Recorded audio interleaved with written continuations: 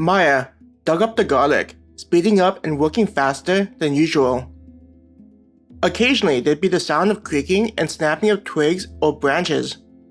She'd look up like a frightened animal, but each time, she convinced herself that it was just the sound of the wind and old branches breaking off. This made her try to increase the speed at which she dug up the vegetables. It felt like ages since Kate had left to go back to the camp to grab the sack. Maya wanted to see if Kate was on her way back to where Maya was harvesting the vegetables, but she didn't want to waste time. There was a tingling on her back, as though eyes were watching her somewhere in the dark. I'm just imagining things. There's nothing out there. A monster would have already attacked by now. Maya tried to comfort herself.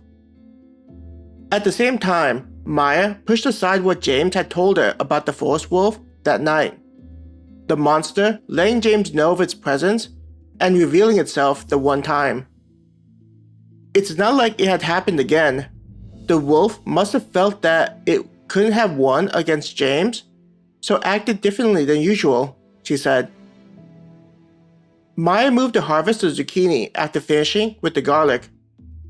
While harvesting the vegetables, she went through her mind remembering what she had read in the books that they had purchased at the guild. Numerous plants were inside the forest. Each plant had benefits that would be helpful to adventurers. Some would decrease inflammation and have the necessary nutrients and minerals, which would be good on a long request. There were also vegetables that naturally absorb more energy than other ones. Even if it was a minor amount, it was good to remember which ones would be better to stock up on when seen. None of these have high energy levels, but they still do have energy contained inside. It'll also help to make the meals more filling throughout the night.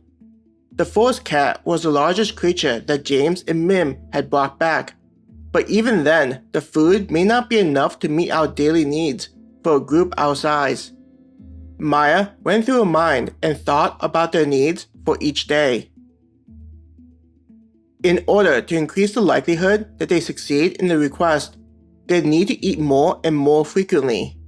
The problem was that while they were traveling throughout the day, they needed to focus on their surroundings. Having to be on alert prevented them from eating. They couldn't stop during the day since the sun was a precious and limited resource each day. Once the sun set, they need to stop and set up camp for the night. Too bad we can't eat while we're walking, Maya sighed as she used a small dagger to cut the zucchini from the plant. Behind her, sounds of leaves being crushed were heard. Immediately, Maya felt her heartbeat increase. Her eyes looked at the bow close to her on the ground. Do I have enough time? The thought raced through her mind. Turning around and raising her small blade, she prepared herself to see the threat. It's me.